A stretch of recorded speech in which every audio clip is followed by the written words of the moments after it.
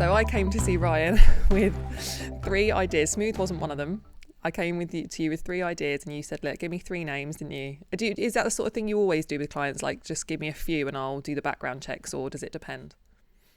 Yeah, it does depend. But I think if it's a client that's trying to come up with a complete new brand, what I'll say to them is, look, you can go away and do a little bit of homework yourself to begin with before you spend any money with me. And that homework is, try and come up with a brand and do some basic checks, such as give it a Google, look on Google, see what's coming up, see if you can get the domain name, have a look at social media, see if it's available on there.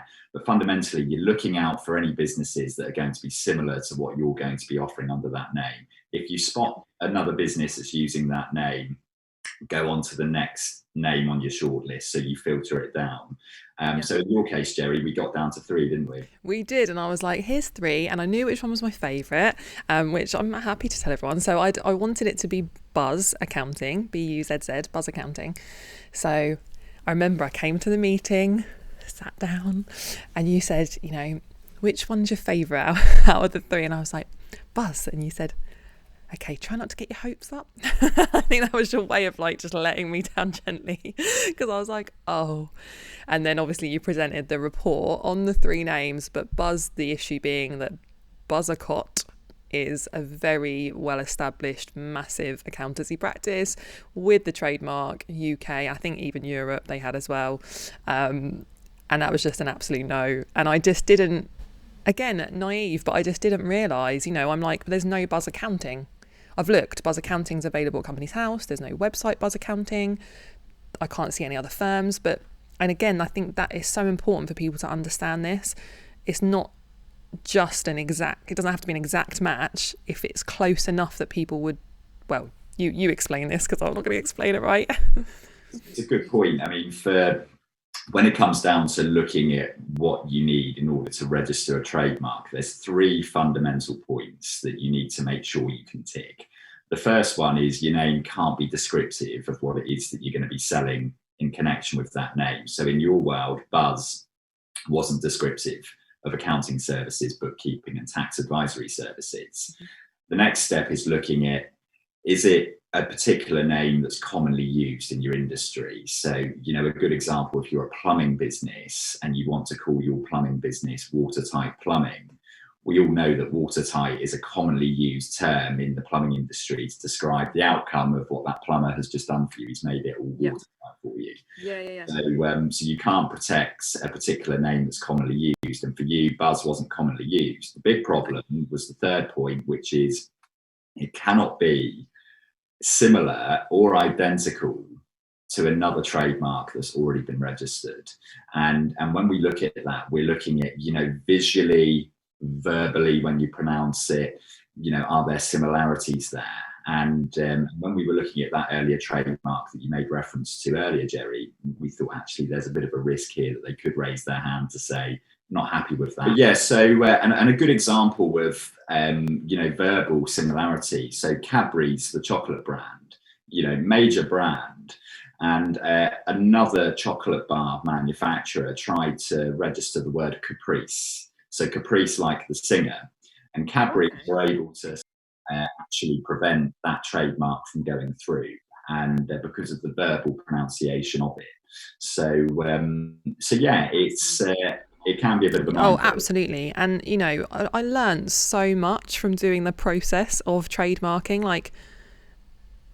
I'm so glad I didn't do it myself, because, little things like when you eventually registered Smooth for me, it was Smooth in plain text and not the Smooth Accounting logo, which naturally I would have trademarked what I think is my brand in that Smooth Accounting purple and white trademark, logo, sorry. And so just to backtrack a little bit, we didn't go for Buzz, obviously, for that reason, and then thought about it some more, came up with some more ideas, eventually went with Smooth. And when I approached you and I was like, I've got a new name, please tell me this one's okay. You had a couple of reservations, I think, about it. Well, actually one reservation, I would say, and that was that it could be descriptive of accountancy services. Would people describe their accountancy services as smooth? Perhaps they might. I was a really smooth accounting process, or whatever. So you said, like, we can try, but it possibly won't get accepted. And you were, I think, would you say you were 50-50 on it, or were you more 60-40? I always want to under promise and over deliver. So I think with your one, it could have gone either way. And this is the challenging thing with trademarks. So you apply to register your trademark with the UK Intellectual Property Office in this country. So they're very much like Companies House. And it depends on the examiner on the day, in some cases, in terms of how they're going to interpret it. So you'll have an examiner who will look at the application. And we've had some examiners in the past that have allowed a trademark that we've said to the client, look, best of luck with this. We think you're taking a punt here. And they've allowed it to go through. And then other marks at times where we thought, actually, it's probably a good chance. And actually, the examiner has disputed it. We've eventually got it through. But sometimes we look at, obviously, the way that they come up with their decisions, and sometimes it's a challenge. So, but I mean, fair play to you for wanting to take the punt, because it's worked out really well for you. Yeah, it really has. Yeah. And again, another thing I didn't realise, and I probably would have got wrong, is I would have trademarked smooth accounting. And you said, no, we're going to trademark smooth. The word smooth. And I just wouldn't have thought. I would have thought my business is called Smooth Accounting, so that's what I'll trademark. But so much more protection in just trademarking the word smooth, because stopping anybody from trading as smooth in the sectors that I obviously have protected, being like the accounting related ones, and also using it in their logo. So it's both, and I wouldn't have known to just trademark smooth. I would have done smooth accounting if I'd done it on my own. Yeah, and that's a really good point in terms of where it pays to take advice from somebody that does it for a living rather than taking a punt yourself. That's not to say that if you have a go yourself, it won't work, because in some cases, no, but it might. obviously, in your case, I remember talking to you about your overall vision and where you wanted to go with the business. And the most dominant part of the name, undoubtedly, is smooth. Accounting is just generic; it's just the description of what it is that you're doing. Whereas smooth, that's the dominant part of the name. So the fact that we've got that protected, that gives you lots of avenues to go down now within the classes that we've protected your trademark under, most notably for obviously accounting, bookkeeping, tax advisory. And I would say the same really for anyone listening. Have a look at your name and look at really what is the most important part of the name. It might be, I'm just trying to think of a very distinctive local brand. Think on the spot. Yeah, it's impossible. Have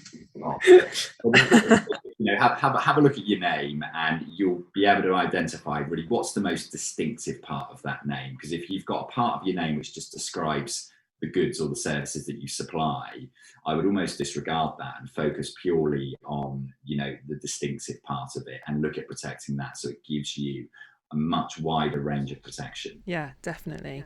Yeah, it was such an interesting process, and I learned so much. And I remember where I was when you phoned me to tell me that the trademark had been accepted. I was in a cab in London. I was away for like the weekend or something, and you phoned me, and I was like, oh, Ryan's phoned me, and I was like, oh. And you said, do you want the good news or the bad news? And I said, bad. And you said, well, the bad news is you're going to have to continue with the name, all that's involved in changing your name now. And the good news is that it's been accepted. And you were like, I can't believe it. Like, I really thought we might struggle with that, but yeah, it's got through. So yay. And the rest is history. Another point that you mentioned just a moment ago was obviously, if you'd have done it yourself, you would have just trademarked your logo. And that's quite a common misconception. A lot of people, when they do their own trademark applications, they'll just upload a copy of their logo and they'll think that, brilliant, that's me done. What that's actually protecting is it's just protecting your particular logo. That's it. It's protecting the visual design of that logo, the layout, the style. You might have a particular font that you've used for a particular icon within your logo. It's that visual representation that you're protecting when you trademark a logo.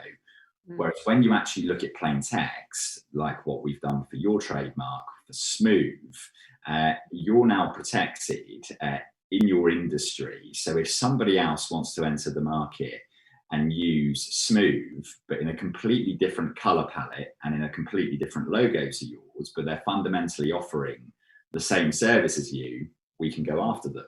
Whereas if it was just for your logo, they could argue that actually, technically, our logo and color palette is completely different. You don't have exclusivity to smooth. You've just got smooth as part of a logo device.